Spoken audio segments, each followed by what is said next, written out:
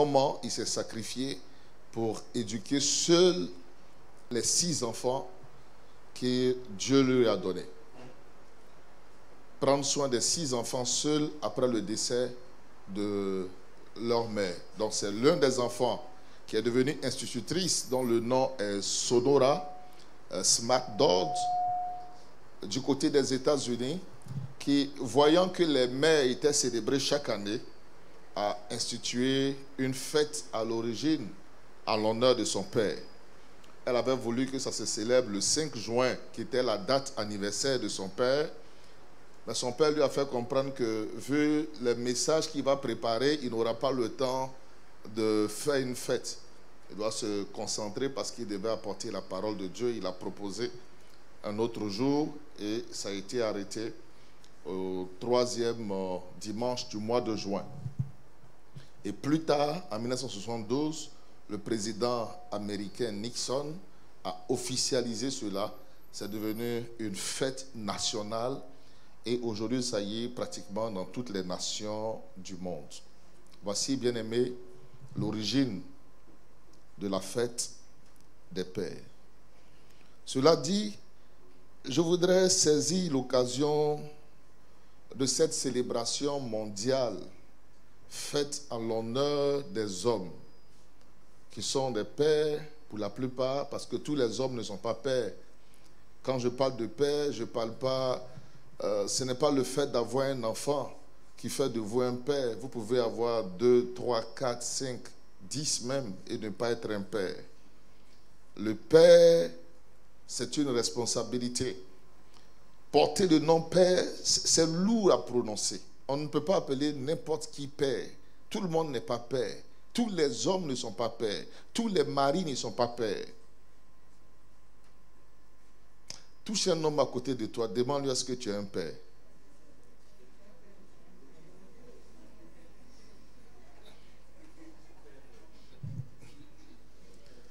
Demande à quelqu'un est-ce que tu es un père.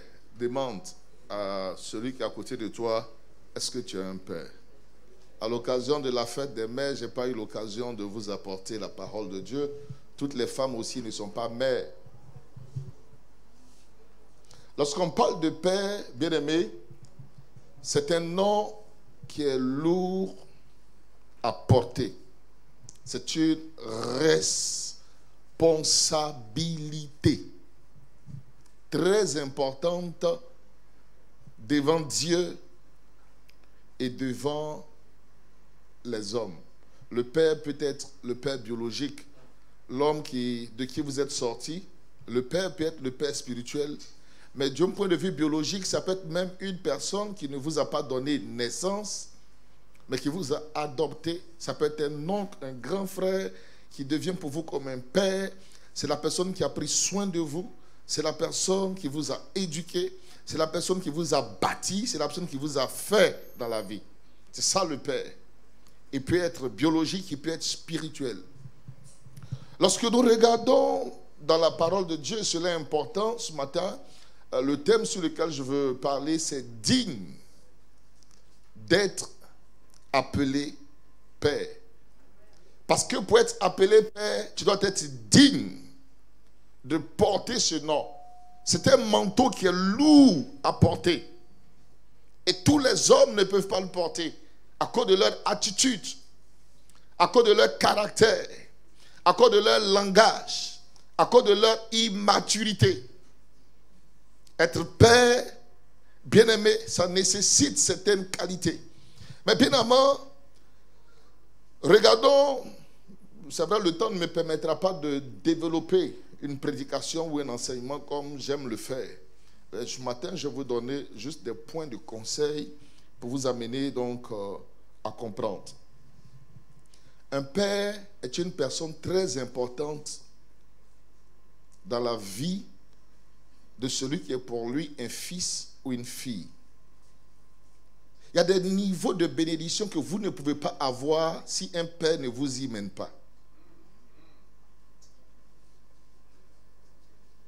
C'est le père qui a la charge d'ouvrir la porte de la bénédiction.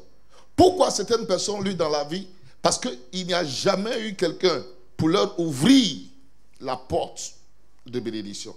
Il y a des personnes, vous me suivez, vous êtes arrivés à des niveaux de votre vie, mais vous n'avez pas eu de père pour vous conduire à un niveau plus loin. Parce que l'apport d'un père dans la vie d'une personne est très, très, très important. C'est très important devant Dieu. C'est vrai que certains n'ont pas voulu être orphelins très vite, très tôt. Mais quand vous n'avez pas de père biologique, vous avez au moins un père spirituel. Parce que donc pourquoi Dieu a tout prévu?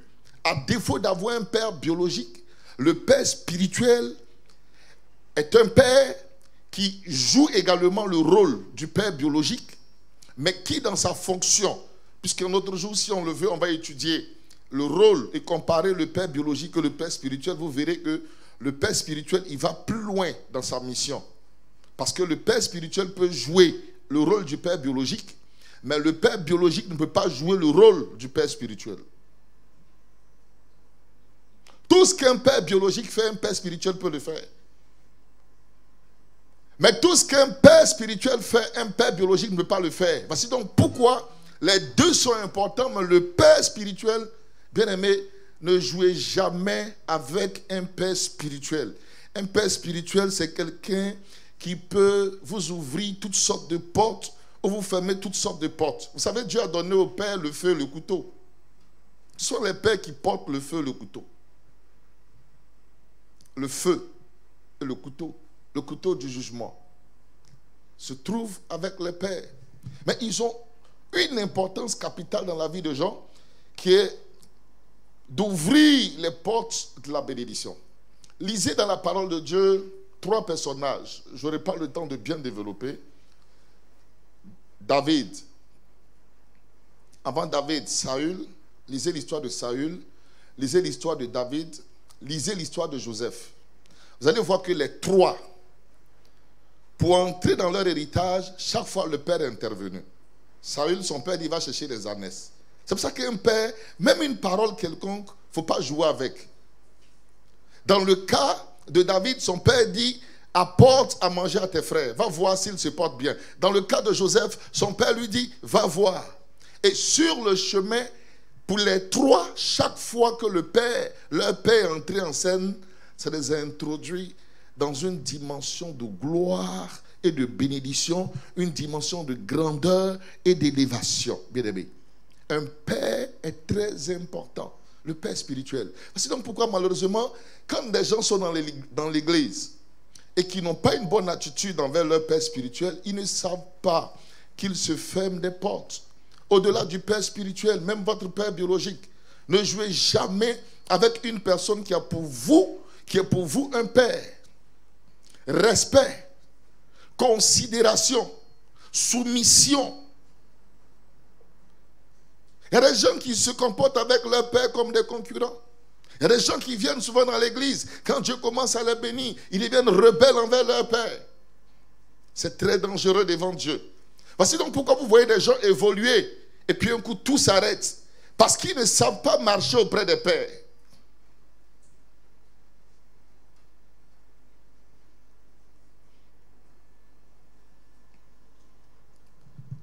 En Exode, le chapitre 20, verset 12, quand Dieu appelle Moïse sur la montagne, Dieu lui donne de nombreuses recommandations. Si vous étudiez les 10 commandements, les tout premiers commandements montrent comment l'homme doit adorer Dieu. Dieu ne veut pas de représentation, il veut qu'on lui donne entièrement notre cœur. Mais juste après, qu'est-ce que Dieu fait? Dieu parle du Père. Honore ton père et ta mère, afin que tes jours se prolongent dans le pays que l'Éternel, ton Dieu, te donne. En Éphésiens 6, versets 1 à 3, c'est repris. Enfants, obéissez à vos parents selon le Seigneur, car cela est juste. Honore ton père et ta mère. C'est le premier commandement avec une promesse. Quelle est la promesse? Afin que tu sois heureux et que tu vives longtemps sur la terre. Ça veut dire qu'il y a des gens qui meurent tôt parce qu'ils marchent mal avec des pères. Il y a des gens qui ne sont pas heureux parce qu'ils marchent mal auprès d'un père. Un père reste un père. Tu deviens grand comment dans la vie, un père reste un père. Il ne va jamais devenir ton fils. Un père restera toujours un père. Les gens ne savent pas tirer la grâce des pères. Ils ne savent pas recevoir des pères. Ils ne savent pas saisir des pères. C'est pour ça que quand un père fait de toi, qui était un fils, son collègue, c'est un honneur pour toi. Ne le vois pas comme un collègue, comme les autres collègues. Il faut distinguer le collègue de génération et puis ton père. Parce que dans le ministère, il y a les pères, il y a les collègues et puis il y a les fils. Il y a 3 niveaux. Chaque fois que tu t'approches de quelqu'un, il faut savoir, c'est un fils pour toi, c'est un père pour toi, mais c'est un collègue pour toi. Ici, il y a des pasteurs, mais ce sont des fils pour moi. Dans la vie, il y a des hommes de Dieu, mais qui sont des collègues pour moi. Le prophète Adji est un collègue pour moi. Pasteur Ola est un collègue pour moi. Et il y a des hommes de Dieu que nous considérons comme des pères pour nous. Il y a 3 niveaux. Il faut faire très attention, bien-aimés. Parce que le père est celui qui donne la bénédiction. Et la bénédiction que donne un père est au-dessus de la bénédiction que peut donner une mère. Pas que la bénédiction de la mère ne soit pas importante. Mais c'est comme ça que Dieu a établi les choses. Voici donc pourquoi, bibliquement parlant, c'est le père qui donne le nom de l'enfant et non la mère. Sauf s'il laisse le pouvoir, l'autorité à l'épouse de le faire. Des gens meurent tôt parce qu'ils insultent leur père. Des gens meurent tôt parce qu'ils ne sont pas soumis à leur père. Même quand un père est en faute, il faut faire très attention. Il y a une chose que vous devez éviter dans la vie. 1. Les calomnies et les critiques contre quelqu'un qui est un père pour vous. Chaque fois que vous faites, vous créez des murs autour de vous. Vous fermez des portes. Que faut-il faire? Prier pour ceux qui sont des pères pour vous. Deuxième chose, n'entrez pas en concurrence avec un père. Non, il ne faut jamais le faire.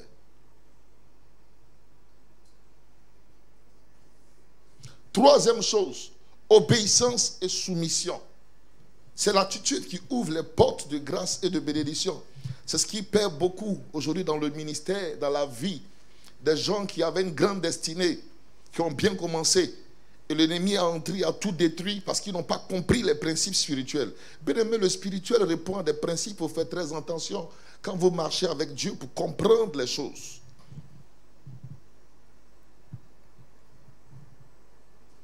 Voici donc pourquoi le Père est tellement important dans le spirituel que tout homme qui a des enfants ne parvient pas forcément à la dimension de père. Il y a des maris qui n'ont jamais pu devenir des pères. Il y a des hommes qui ont 15, 20 enfants, mais ils ne sont pas des pères.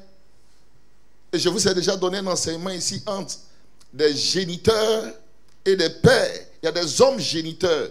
Ce sont des reproducteurs. Dans le spirituel, ils ne sont pas des pères. Parce que pour être père, il y a un mandat. Il y a des qualités. Il y a des qualifications. Il y a des conditions pour devenir père. Je vous donne quelques-unes des conditions en les survolant, bien entendu, puisqu'on n'a pas beaucoup de temps pour que je les développe. Première condition. Un père assume ses responsabilités. Il y a des hommes qui font des enfants qui ancêtrent des femmes. Et puis là-dessus, on va discuter, c'est mon enfant, c'est pas mon enfant. Non, je ne veux pas reconnaître. Peut-être toi-même, tu sais que l'enfant, c'est pour toi. Et puis tu dis, je refuse. Et en âme conscience, tu sais que c'est ton enfant. L'enfant va grandir avec la femme jusqu'à qu'il aura 40 ans. Tu te présentes un jour, tu dis, je suis ton papa. Tu es quel papa? Un père ne fuit pas ses responsabilités. Mais un géniteur, il fuit. Les géniteurs, c'est des gens qui ancêtrent les femmes et qui fuient, ils s'en foutent. Parce que pour lui, il voulait juste faire quelque chose. Mais un père, il est responsable, il assume ses responsabilités. Il reconnaît l'enfant qui est de lui. Bon, je reconnais que certaines de nos sœurs, par leur attitude, mettent le doute dans l'esprit de certains hommes. Ce n'est pas de ça que je parle. Même quand on le doute, on peut savoir. Il y a des tests sanguins. Il y a des analyses aujourd'hui qui permettent de savoir si un enfant est ton enfant. Moi, je suis du groupe sanguin AB. Donc, en génétique, je sais que si mon épouse est O, tous mes enfants sont soit A, soit B. Et puis, jamais avoir AB parmi mes enfants. Donc, si je fais un test sanguin qu'il y a AB, c'est que ce n'est pas mon enfant. Ça, c'est la génétique, ça se sait rapidement. Je le sens AB. Donc, en génétique, mes enfants, il y aura soit A, soit B. Maintenant, si leur mère est par exemple B, est-ce que j'ai oublié son groupe sanguin? En ce moment-là, on peut avoir AB, mais j'ai l'échiquier du sang, ça je connais. Donc, par le sang, aujourd'hui, on sait. Je parle sous le regard de docteur.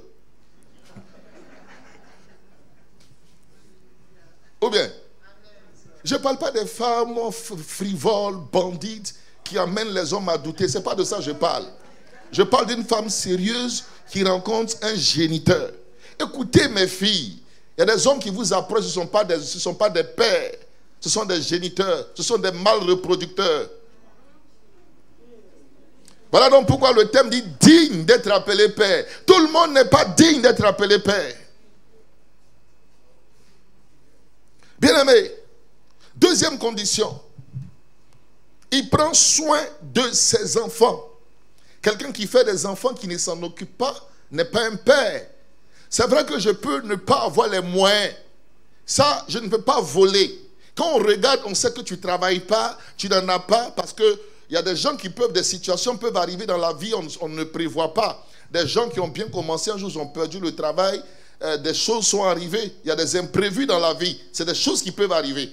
Ça, c'est des cas exceptionnels. Mais le jour, il a au moins 1000 francs. Il dit, ah, j'ai mon enfant qui est là. Voici au moins 100 francs pour l'enfant. Pour la scolarité, il se bat. On sent au moins l'effort qui est fait. Il ne peut pas donner des millions, mais il fait au moins un effort. C'est un père. Un père prend soin de ses enfants. Les enfants que tu fais, il y a des hommes qui font des enfants avec des femmes et qui abandonnent l'enfant aux femmes. Comment l'enfant mange, comment l'enfant s'habille, comment l'enfant vit, où est-ce que l'enfant est. Hier, pendant que j'étais au bureau, il y a l'enfant d'un pasteur du pays qui m'a appelé. Il dit, mon père m'a abandonné depuis, c'est ma grand-mère qui s'occupe de moi. Il ne sait même pas comment je mange, où je suis, comment je vais à l'école. Je suis maintenant en première. Il dit, c'est ton numéro ça? Il dit, oui. Il dit, je sais que tu le connais, je veux que tu le voies. Comment tu peux ne pas savoir même où ton enfant est? Il y a des gens qui me suivent. Tu me suis sur le direct certainement. Tu as des enfants, mais si tu te demandes où est-ce qu'ils sont présentement, tu ne sais même pas. Où il dort, tu ne sais même pas. Comment il mange, tu ne sais pas. Comment il va à l'école, tu ne sais pas. Tu n'es pas un père. Tu es un reproducteur. Tu es un géniteur. Tu n'es pas digne d'être appelé père. Troisième condition pour être appelé père. Le père donne une éducation à ses enfants. Une éducation. Il y a des gens qui font des enfants qui s'intéressent nullement à leur éducation. L'éducation, c'est quoi? C'est l'instruction. Dans l'éducation, on a trois choses. On a l'instruction, on a les conseils et on a la correction. Il y a trois choses dans l'éducation. C'est donc pourquoi l'Éternel, en tant que notre berger, notre Père, il a la roulette et le bâton pour la correction. Or, la Bible dit quoi? La Bible dit, lorsque nous regardons très bien, en Proverbe 1, verset 8 à 9, écoute mon fils, l'instruction d'un père. Le fils doit écouter, pourquoi? Parce que le père donne l'instruction. Donc un père, un homme qui ne donne pas l'instruction n'est pas un père. Le père, il instruit son fils. Il y a des hommes qui ont des enfants avec des femmes, mais qui n'ont jamais apporté la moindre instruction. Instruction spirituelle. Instruis tes enfants concernant les choses de Dieu. Instruis-les concernant les choses de la vie. Donne l'instruction. Il y a l'instruction de la vie. Je ne parle pas de l'école. Vous savez, la meilleure école, c'est la vie. L'instruction de la vie. Les conseils. Un père donne des conseils à son enfant. C'est-à-dire qu'il s'assoit, il donne des conseils. Fais comme ça, ne fais pas comme ça. Voici comment il faut faire. Des conseils. Un père corrige. Si votre enfant fait n'importe quoi et que vous voyez et que vous n'êtes pas même de reprendre l'enfant, vous n'êtes pas un père. Un père représente l'autorité familiale. Un père, c'est l'autorité. La houlette et le bâton. Voici donc pourquoi un père doit avoir deux faces importantes. La face du veau, la douceur, dans l'instruction, dans le conseil. Mais la face du lion, la rigueur, l'autorité. Si vous n'avez pas cette face de lion qui vous pousse à apporter la correction aux enfants, vous ne pouvez pas être un père. Moi, je suis très doué, très gentil, très calme. Mais quand je vais être sévère, je suis sévère. Demandez à mes filles, je ne parle pas beaucoup, mais quelquefois, quand elles exagèrent, j'exagère aussi. Je les ramène sur le chemin. C'est clair, c'est vite fait. Ce matin, ceux qui étaient dehors ont suivi une scène avec moi, ça c'est vite fait. Il y a des choses pour lesquelles je ne joue pas.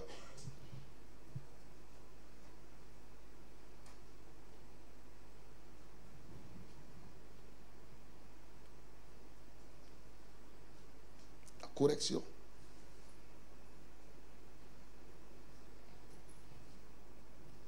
Les pasteurs qui sont avec moi maintenant, je ferme beaucoup les yeux sur des choses. Mais demandez à ceux de la première génération. C'est en plein culte. Moi, je vous reprends. Tu vois, je te mets sous 10. C'est vite fait. C'est la correction. On dit que tu es méchant, mais ça a aidé certains. Le laisser faire va vous amener, va vous produire des bandits.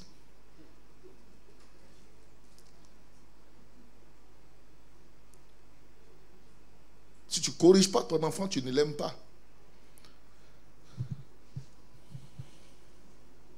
La Bible dit que la folie est attachée au cœur de l'enfant. Mais la verge de la correction l'éloignera de lui. Proverbe 22, verset 15.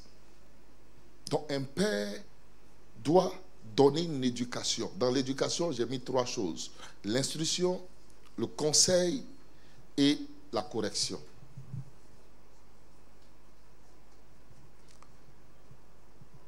Mais dans l'éducation, le 4e volet dans l'éducation, le 4e pilier de l'éducation, en dehors de l'instruction, du conseil et de la correction, c'est le comportement que toi-même tu donnes à l'enfant à la maison. Si en tant que mari, tu frappes toujours ton épouse devant les enfants, tu es en train de leur enseigner que les enfants sont appelés à frapper leurs épouses. La meilleure éducation, c'est ton attitude. C'est donc pourquoi tous les hommes ne sont pas dignes d'être appelés père. Touche un homme, demande-lui, es-tu digne d'être appelé père ce matin?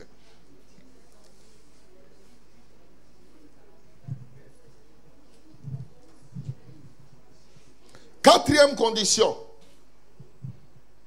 Un père protège ses enfants. Il protège. Parce que d'un point de vue spirituel, le père est une couverture. Une couverture pour ses enfants. Il protège, il recherche leur bien.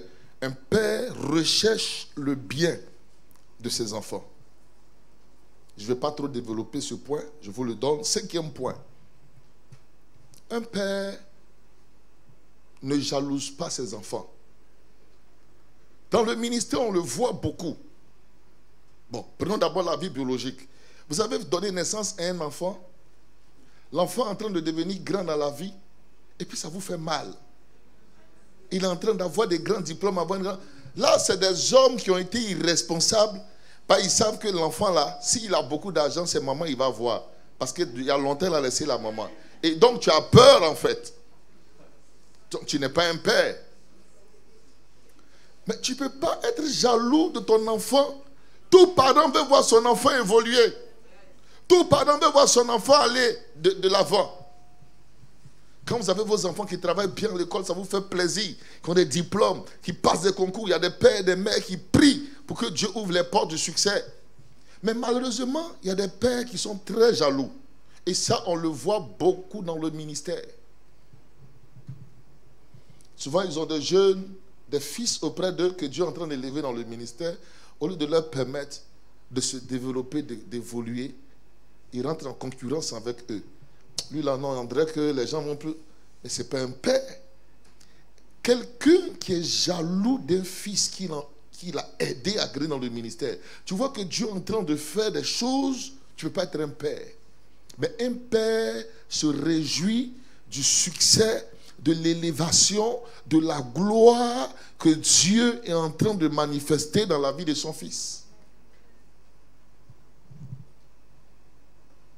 Donc, qu'est-ce qu'ils font? Dans l'esprit, lui, là, je vais le casser. Tu vas le casser comment? Et si tu as Dieu te casse, tu fais quoi? Frère, Samuel est devenu un grand prophète en Israël. Il était auprès d'Ésaïe, le sacrificateur. C'est ça? Élie, pardon. Qu'est-ce qu'il a fait? Il n'a pas eu le ministère de Samuel, mais il a bâti Samuel à devenir un grand dans la vie, dans le ministère. Tu peux avoir un fils qui fait ce que tu ne fais pas, mais tu ne dois pas le jalouser. Tu dois l'aider. Tu dois te réjouir. Ce point concerne beaucoup le ministère. Un père ne jalouse pas son fils. Il y a des choses que j'aurais bien voulu dire, mais je préfère ne pas les dire. Et c'est vraiment dommage. Dans la vie, on le voit beaucoup.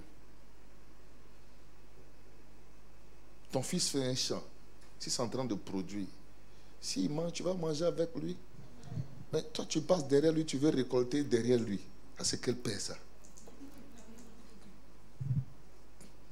C'est pour ça que tout le monde n'est pas digne d'être appelé père. Sixième chose, un père donne sa bénédiction. Donne sa bénédiction à ses fils. Il faut bénir. Un père donne sa bénédiction à ses fils. C'est donc pourquoi il ne faut pas les maudire, mais il faut les bénir. Un père bénit ses fils. Il bénit, il donne. C'était l'attitude des patriarches, ils l'ont compris. Il donne sa bénédiction. Il donne sa bénédiction. Il bénit. Il y a des hommes qui n'ont jamais béni leur enfant. Vous pouvez ne pas être le pasteur, mais votre enfant, vous avez la responsabilité de bénir l'enfant. Un père donne sa bénédiction à ses enfants. Alléluia. Il donne sa bénédiction. C'est ce que nous faisons pour vous chaque semaine quand vous venez à l'église. Et nous prions que votre semaine soit bénie. Quand tu as un concours, un examen, nous prions que Dieu te donne le succès. C'est la bénédiction que nous vous donnons. Nous prions que les choses marchent. Un père. Mais quelquefois même, c'est pour ça qu'il faut distinguer un pasteur d'un père spirituel. Parce que tout pasteur n'est pas père spirituel. Il y en a qui sont pasteurs, mais ils ne sont pas pères spirituels.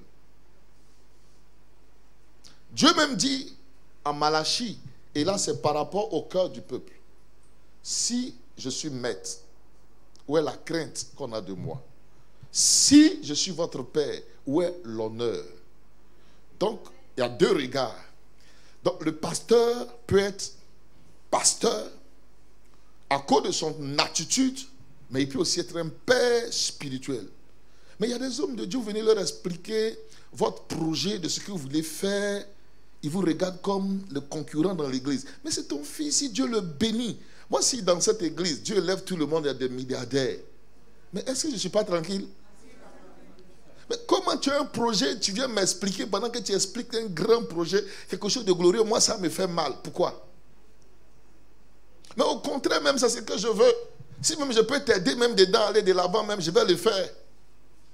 Mais il y en a, quand vous venez leur parler de ça, ils prient. Mais pendant qu'il prie, son cœur est fermé parce qu'il n'est pas content. Ça, ce n'est pas un père spirituel.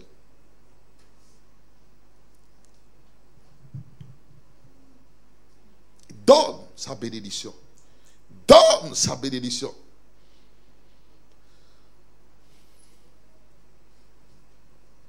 Il y a des gens dans cette église, je suis leur père spirituel. Il y en a dans cette église, je suis leur pasteur. Pas à cause de mon cœur, mais eux-mêmes à cause de leur cœur. Parce qu'il y en a, tout ce qu'ils veulent, les choses qu'ils veulent, ils vont me confier dans la prière pour que je les soutienne, que je les bénisse. Mais il y en a qui se cachent pour aller voir quelqu'un d'autre. Je ne suis pas ton père spirituel, je suis ton pasteur. Il faut savoir placer les choses. Si tu me vois comme ton père spirituel, tu recevras la bénédiction. Parce que le Père, il donne le meilleur à ses fils. Et le maître, Dieu dit si je suis maître, le maître ne donne pas le meilleur aux serviteurs.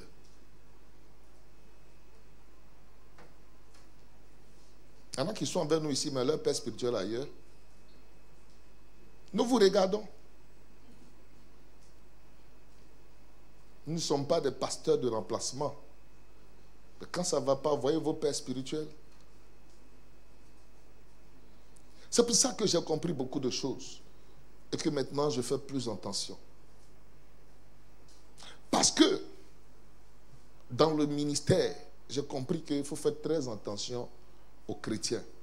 On n'a pas beaucoup de fils dedans et de filles.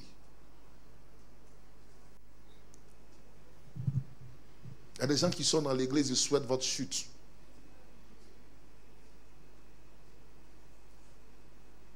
Décourage d'autres autour de vous pour qu'ils ne s'aiment pas, pour qu'ils ne donnent pas des offrandes.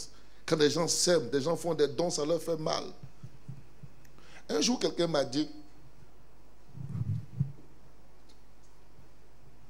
dans l'église, il y a des fidèles très méchants qui voulaient décourager l'une des personnes qui s'aime beaucoup dans le ministère. Dieu n'a jamais vu autant de méchanceté. Mais vous n'êtes pas des fils. C'est pour ça qu'il y en a pour qui nous prions, ça ne marche pas. C'est pour ça. Parce qu'un père donne sa bénédiction. Quand vous n'avez pas l'attitude d'un fils, on va prier. Il y a toujours comme quelque chose qui bloque la prière. Je veux beau prier. Viens, prophète. Quand vous ne vous comportez pas comme des fils auprès d'un homme de Dieu, viens, Eric. Mets-toi sur tes genoux ici. Attrape. Vous voyez ça? S'il ne se comporte pas comme un fils, je dois donner la bénédiction. Mais entre la bénédiction et puis lui, sa tête, ça fait mal? Voilà. Il dit ça ne fait pas mal, donc je peux taper plus fort. Voilà. Entre la bénédiction et lui, il aura toujours quelque chose. Dis à ton frère, enlève l'obstacle que toi-même tu as placé. Dis. Non. Dis à quelqu'un, enlève l'obstacle. Ils diront après, non, je suis dans l'église depuis, je ne vois rien, je ne vois rien, je ne vois rien. C'est ton attitude qui envoie la bénédiction. Je te dis la vérité. C'est des principes qu'il faut comprendre. Septième chose. Un père fait des sacrifices, d'énormes sacrifices pour ses fils. Et là-dessus, ça me rappelle notre père de son vivant. Un jour, notre papa nous a dit,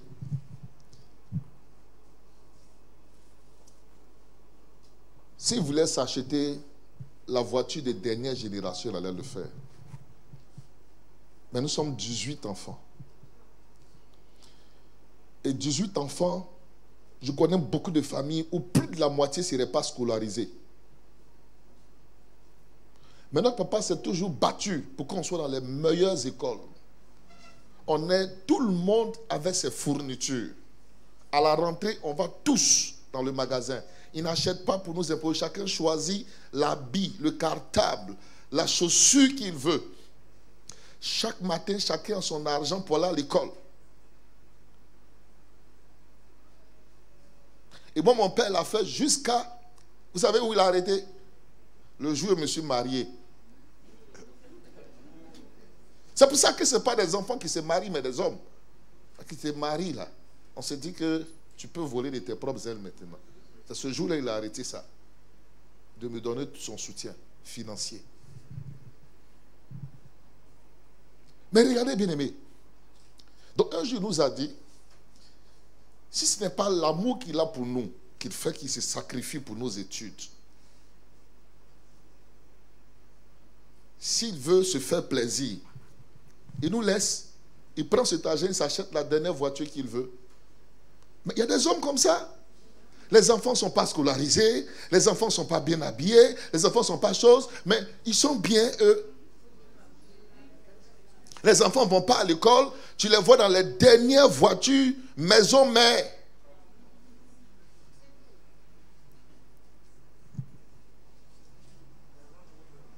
Il fait un père, il fait des sacrifices pour ses enfants.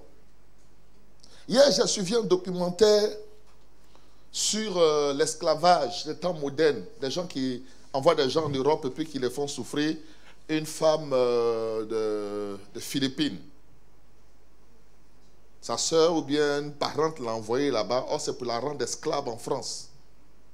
Et puis, il y a une association, des voisins qui ont dénoncé une association. J'ai vu comment elle souffrait.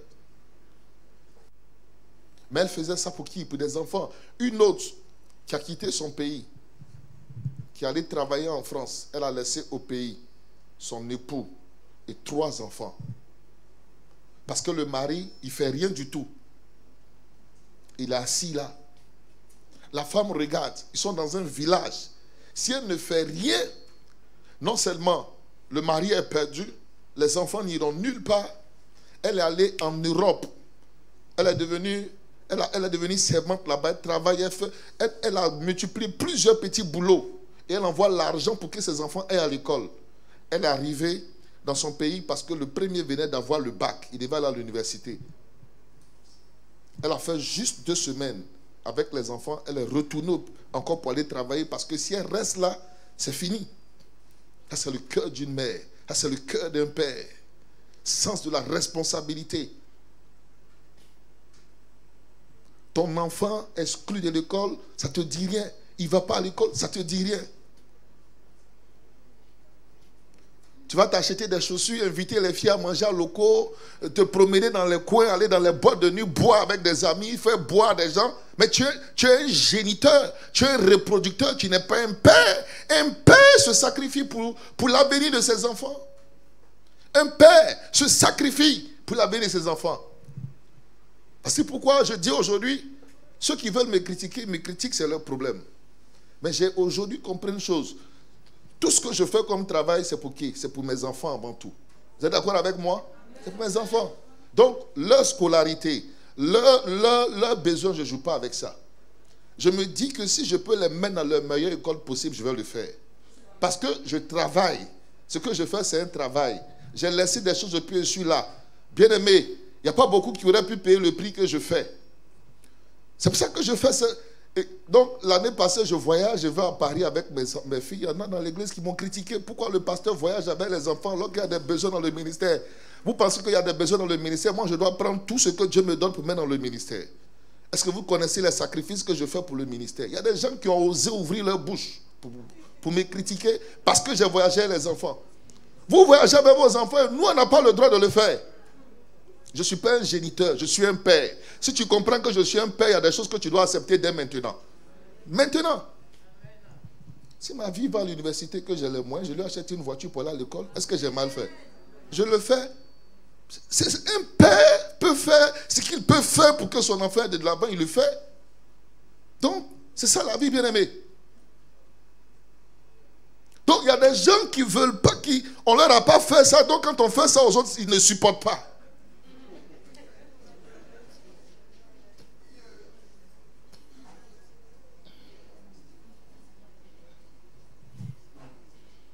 Un père, il se sacrifie pour ses enfants. Bien aimé, chaque année, la scolarité, l'éducation pour mes 3 filles. Je me demande comment mon père a fait avec 18. Mais quand je m'assois, bien aimé, à la rentrée scolaire seulement, les fournitures pour les 3, c'est beaucoup. Quelquefois, ça tend vers le million. Je vous dis la vérité. Donc, bien aimé, quelquefois on a envie de se sacrifier, de se priver de certaines choses. Non seulement pour les enfants biologiques, mais quand je le dis, parce que ceux qui sont dans l'église, qui ont un mauvais esprit, un mauvais cœur, Dieu seul sait quel sacrifice je fais pour vous, parce que vous aussi, je vous vois comme mes enfants. On ne peut pas comptabiliser, on ne peut pas compter. Quand je peux aider, j'aide. Ce que je peux faire, je fais pour les uns et les autres. Ce que je peux booster, aider à aller de l'avant, je le fais. Je ne me réjouis pas seul avec ma famille. Parce que pour moi, j'ai des fils et des enfants. J'ai des enfants biologiques, j'ai des enfants spirituels. Et je pense à tout le monde. Comment je peux faire pour que chacun puisse aller de l'avant? J'ai dit au pasteur lundi, je lui ai envoyé un peu d'argent, je lui donne un soutien à chaque pasteur. Ce n'était pas grande chose. Mais il dit, mais dis-leur, l'église n'a rien donné. Vous savez dans quelle période on est. Tous ceux qui ont pris les engagements pour l'œuvre missionnaire, c'est vrai qu'il y en a qui ont bouclé, c'est fini. Le nouvel appel que le pasteur a eu à faire, il n'y a pratiquement pas grande chose. Les sémences du mois ont donné 65 000 francs CFA, même pas 100 euros. Que faut-il faire? Je regarde. J'ai pris sur moi, je lui ai envoyé. Je dis partage. Yam Sokoro, Bassam, tous les pasteurs, les stagiaires, donnent un peu à chacun. Ce n'est pas l'argent de l'église, hein, moi-même.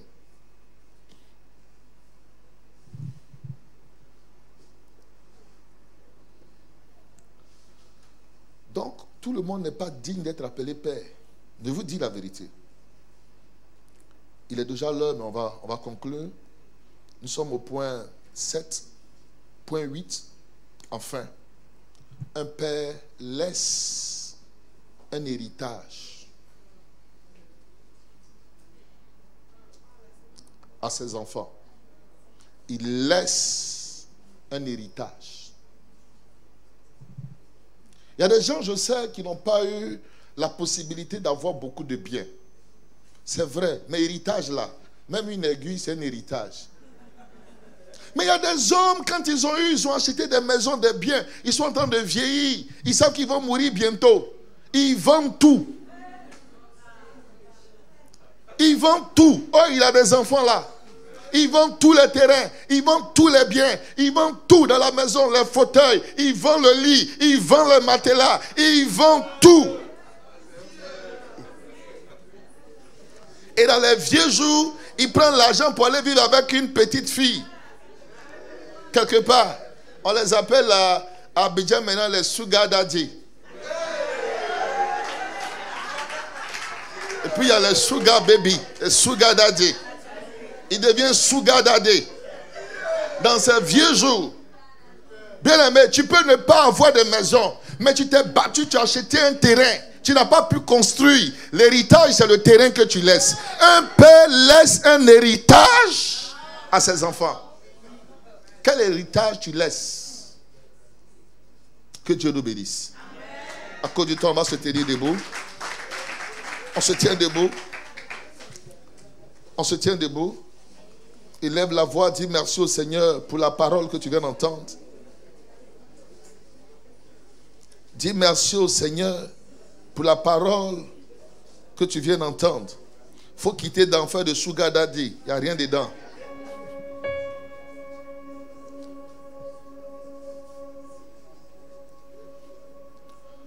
Dis merci au Seigneur pour la parole de ce matin. Lo bradaya tarabahin torobos. Les brodokorimos. Seigneur, tu es. On chante en chœur. Plus précieux que l'argent. Seigneur, tu es plus précieux que l'or. Seigneur, Seigneur, tu es plus beau que le diamant. Rien ne peut se comparer. Seigneur, tu es plus précieux que l'or, que l'argent. Seigneur, tu es plus précieux que l'argent. Seigneur, Seigneur, tu es plus précieux que l'or. Seigneur, Seigneur, tu es plus bon que le diamant. Et rien ne peut se comparer à toi. Élevons la voix, prions pour tous les hommes, que Dieu fasse d'eux des pères et non des reproducteurs et non des géniteurs, mais qu'ils soient dignes d'être appelés pères. Que Dieu change. Tu vas prier certainement pour cet homme de qui tu es sorti. Tu vas prier pour un homme de Dieu que tu connais. Tu vas prier pour quelqu'un autour de toi. Que Dieu le change. Que Dieu, dans ce jour où les pères sont célébrés, fasse d'un homme un père. L'obradaya taraba, les brodokorimos, les brodokorimos, kautin morion turubos, kalababa, les bradayam turubos, kin pautin lorion turubos, lo brodokorimos, kautin morion turubos, les brodokorimos, kautin molorion sokorimos, les bradayam tarabahos. Merci, Papa, pour ta parole, au nom de Jésus. Fais des hommes, des pères. Je ne veux pas dire que le père est parfait à 100%. Mais il fait au moins le minimum. Alléluia. Il faut avoir le sens de la responsabilité. Le sens de la maturité.